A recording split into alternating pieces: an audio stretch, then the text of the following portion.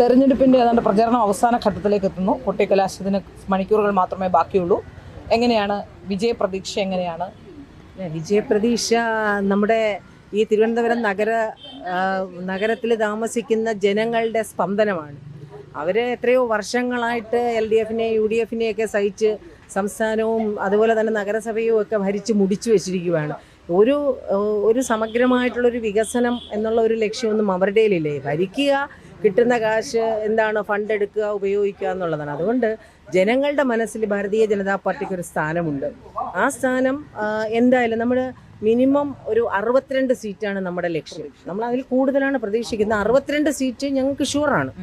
ഈ പ്രാവശ്യം തിരുവനന്തപുരം നഗരസഭ ഭാരതീയ ജനതാ പാർട്ടിയുടെ ഭരിക്കും. മേയർ ഭാരതീയ ജനതാ പാർട്ടി ആയിരിക്കും, deputy mayor Bharatiya Janata party ആയിരിക്കും, നമ്മുടെ എല്ലാ സ്റ്റാൻഡിംഗ് കമ്മിറ്റിയും ഭാരതീയ ജനതാ പാർട്ടിയുടെ ആൾക്കാർ ആയിരിക്കും.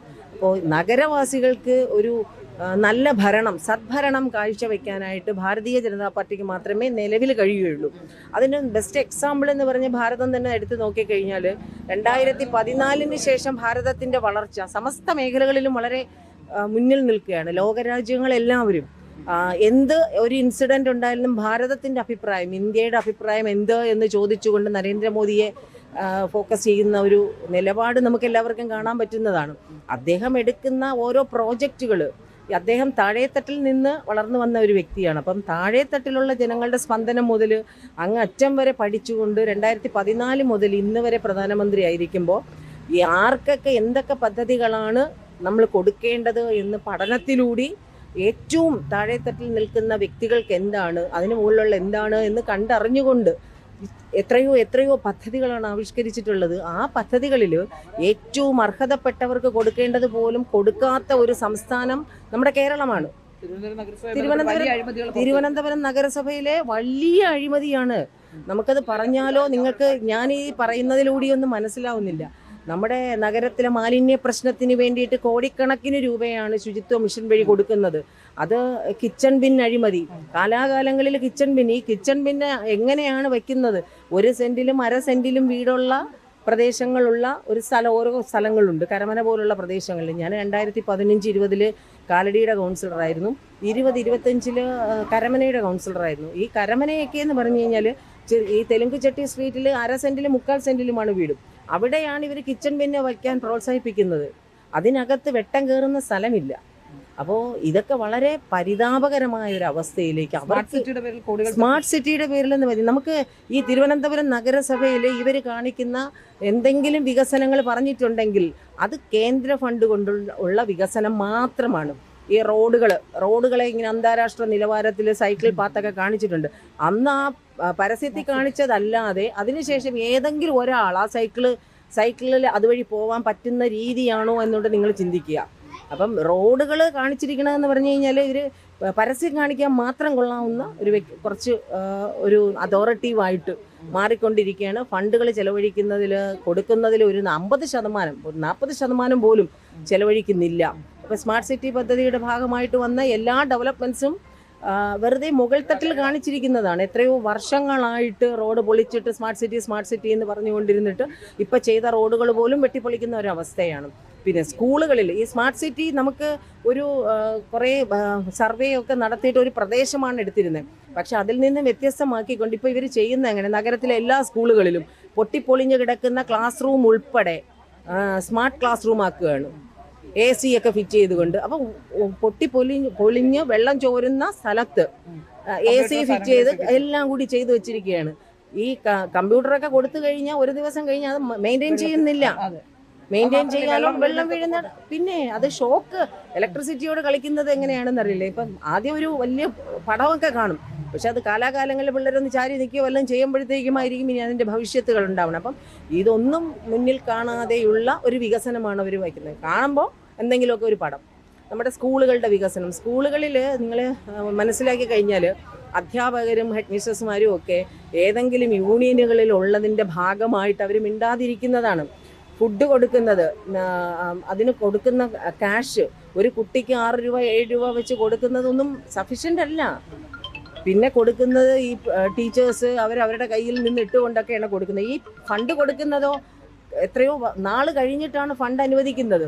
അവിടെ ജോലിക്കായിട്ട് ഒരു ലേഡിയെ വെക്കുന്ന സ്കൂളുകളിൽ അവർ തന്നെ തിരഞ്ഞെടുത്ത് വെക്കുന്നുണ്ട്. അവർക്ക് ശമ്പളം കൊടുക്കുന്നില്ല, 10,000 രൂപയാണ്. 4-5 മാസം കഴിയുമ്പോഴാണ് ശമ്പളം കൊടുക്കുന്നത്. അംഗൻവാടികളിൽ പുഴു അരിക്കുന്ന അരിയാണ് അവർക്ക് കൊടുത്തുകൊണ്ടിരുന്നത്. നമ്മളെല്ലാം ചെന്ന് കണ്ട് കൗൺസിലുകളിൽ പറഞ്ഞിട്ടുണ്ട്. പിന്നെ പട്ടിശല്യം, ഇവരെന്താണ് ഈ പട്ടിശല്യം? ഇത് നമ്മുടെ എതിർ പാർട്ടികൾ ഇവിടെ പറയുന്നത് പേപ്പട്ടി ശല്യം എന്നാണ് പറയുന്നത്. ശരിക്കും പറഞ്ഞാൽ നാണക്കെട്ട പരിപാടിയാണ്. ഞങ്ങളുടെ ഇവിടെ തന്നെ എതിർ പാർട്ടികളിലെ ആൾക്കാർ പറയുന്നത് പേപ്പട്ടി ശല്യം കൊണ്ട് നടക്കാൻ പറ്റുന്നില്ല. കാരണം അവർക്ക് അറിവില്ല, പൊതുവായിട്ട് ജനങ്ങളുടെ ഇടയിൽ ഇറങ്ങിയിട്ടില്ല. പേപ്പട്ടി ശല്യം ഇല്ല, പട്ടികളുടെ ശല്യമുണ്ട്. പക്ഷെ പട്ടികളുടെ ശല്യം എന്ന് പറഞ്ഞു കഴിഞ്ഞാൽ നമ്മളെപ്പോലെ ഭൂമിയിൽ ജീവിക്കുന്ന ജന്തുക്കളും നമ്മളെപ്പോലെ ഉള്ളവരാണ്. അപ്പോൾ ജീവനുള്ള വസ്തുക്കളാണ്. അപ്പോൾ അതിനെ കൊല്ലാൻ നമുക്ക് അധികാരമില്ല, പക്ഷേ അതിനെ നമുക്ക് കൺട്രോൾ ചെയ്യാം, ബർത്ത് കൺട്രോൾ ചെയ്യാം. അപ്പം ആ ബർത്ത് കൺട്രോൾ ചെയ്യുന്നതെന്ന് വെച്ചാൽ അലഞ്ഞു തിരിഞ്ഞ് കിടക്കുന്ന പട്ടികളിൽ ഹെൽത്തി അല്ലാത്ത പട്ടികൾക്കൊക്കെ ചെയ്യാം. പിന്നെ അതിൻ്റെ അത് മൊത്തത്തിൽ അതിനെ നശിപ്പിക്കണം എന്നല്ല, അതിനെ ആവാസ വ്യവസ്ഥയെ ഒന്ന് നശിപ്പിക്കുക എന്നുള്ളതല്ല, അതിനപ്പുറമായിട്ട് ഏറ്റവും കൊള്ളൂലാതെ നടക്കുന്ന ഹെൽത്തി അല്ലാത്തതിനെയൊക്കെ വന്ധ്യംകരണം ചെയ്യുക. ഹെൽത്തി ആയിട്ടുള്ളതിനെ മാത്രം വെറുതെ വിടുക എന്നുള്ളതാണ് നമ്മുടെ. അപ്പം അതൊന്നും ഫോക്കസ് ചെയ്യുന്നില്ല. കോടികളാ ലാഭം ഉണ്ടാക്കുന്നേ, ഒരു കാര്യവുമില്ലാതെ. ഒരു റോഡ് ചെയ്തു കഴിഞ്ഞാൽ അടുത്ത ദിവസം പൊളിയുന്നു. കൗൺസിലേഴ്സ്, അതായത് ജനപ്രതിനിധികൾ പറയും മാറ്റം 100% ഉറപ്പാണ്. നമ്മുടെ കാലടി വാർഡ് നിലനിർത്തും. ഇവിടെ ഇങ്ങനെ വെറുതെ ചെറിയ ഊഹാപോഹങ്ങളൊക്കെ ഉണ്ട്. ശരിക്കും പറഞ്ഞു കഴിഞ്ഞാൽ നമ്മുടെ പല സംസ്ഥാനങ്ങളിലും ഒക്കെ പറയുന്നത് പോലെ അവിടെ ഇന്ത്യ സഖ്യമാണ് രൂപീകരിച്ചിട്ടുള്ളത്. BJPയെ തോപ്പിക്കുക. BJP അധികാരത്തിൽ വന്നു കഴിഞ്ഞാൽ ഇവരുടെ കൈയിട്ട് വരലുകളും അഴിമതികളും നടക്കില്ല. നമ്മുടെ നഗരസഭയിലെ കഴിഞ്ഞ 20-25 വർഷത്തെ അഴിമതികൾ മാത്രം എടുത്ത് നോക്കിയാൽ മതി. അപ്പോൾ അത് നടക്കില്ല. അപ്പോൾ ഇവർ രണ്ടുപേരും കൂടെ ഒരുമിക്കുകയാണ്. ഒരു സ്ഥലത്ത് കോൺഗ്രസിനെ സപ്പോർട്ട് ചെയ്യുക, ഒരു സ്ഥലത്ത് കമ്മ്യൂണിസ്റ്റിനെ സപ്പോർട്ട് ചെയ്യുക, LDFനെ സപ്പോർട്ട് ചെയ്യുക, അവിടുത്തെ UDFനെ സപ്പോർട്ട് ചെയ്യുക എന്നുള്ളൊരു രീതിയിലാണ് മാറിക്കൊണ്ടിരിക്കുന്നത്.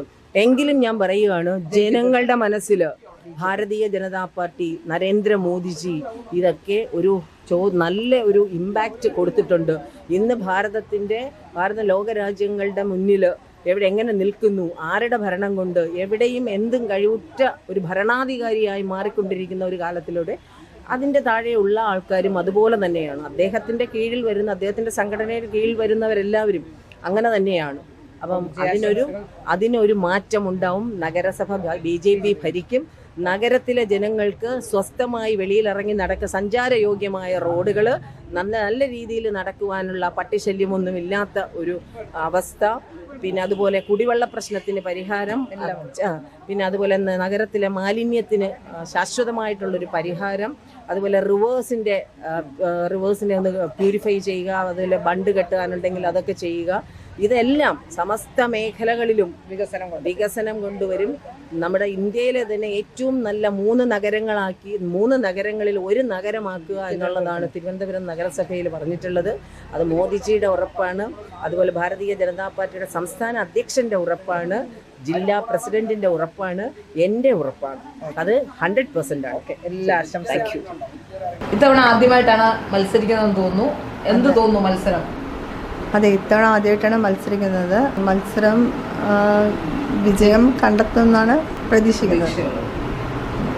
അപ്പോൾ ഈ കൗൺസിലറായിട്ട് വന്നാൽ എന്തൊക്കെ ചെയ്യാനാണ് ഉദ്ദേശിക്കുന്നത്? കൗൺസിലറായിട്ട് വന്നു ഇപ്പോൾ നിലവിൽ നമ്മുടെ 15 വർഷമായിട്ട് BJP ആണ് ഈ വാർഡ് ഭരിക്കുന്നത്. മാക്സിമം നമ്മുടെ നിലവിലുള്ള കൗൺസിലർ എല്ലാ വികസനങ്ങളും ചെയ്തിട്ടുണ്ട്. ഇനി തുടർന്ന് എന്തെങ്കിലും ചെയ്യാൻ നമ്മുടെ നരേന്ദ്രമോദിജിയുടെ പദ്ധതികൾ, പ്രധാനമന്ത്രിയുടെ പദ്ധതികളിൽ എന്തെങ്കിലും ചെയ്യാനുണ്ടെങ്കിൽ അത് കംപ്ലീറ്റ് ചെയ്യണമെന്നാണ് എൻ്റെ ആഗ്രഹം. വികസന പ്രവർത്തനങ്ങൾ, അതായത് നഗരസഭയെ സംബന്ധിച്ചിടത്തോളം ഇടതുപക്ഷമായതുകൊണ്ട് പലപ്പോഴും വേണ്ട രീതിയിലുള്ള വികസനം എത്തിക്കാൻ പല പദ്ധതികളും BJP കൗൺസിലർമാരുടെ അടുത്തേക്ക് എത്താനുള്ള ബുദ്ധിമുട്ടുണ്ടാവും. അങ്ങനെയുള്ള ബുദ്ധിമുട്ട് വരുമ്പോൾ ഇപ്പോൾ ഇനി നഗരസഭ കൂടി BJPയിലേക്ക് വരും എന്ന പ്രതീക്ഷ അടുത്തവണ BJPക്കുള്ളത്. നഗരസഭ കൂടി BJPക്ക് വന്നാൽ എങ്ങനെയായിരിക്കും? നഗരസഭ വന്നു കഴിഞ്ഞാൽ നമുക്ക് കൂടുതൽ വികസനങ്ങൾ നടത്താൻ വേണ്ടിയിട്ട് പറ്റുമെന്നുള്ള ഒരു പ്രതീക്ഷയിലാണ് നമ്മളിരിക്കുന്നത്. ഇപ്രാവശ്യം എല്ലാവരും അതിൻ്റെ ഒരു വലിയ പ്രതീക്ഷയിലാണ് നമ്മളിരിക്കുന്നത്. BJP മേയർ വരും, നമ്മൾ തന്നെ ഭരിക്കും എന്നുള്ളതാണ് നമ്മുടെ ഒരു ആഗ്രഹവും വിശ്വാസവും.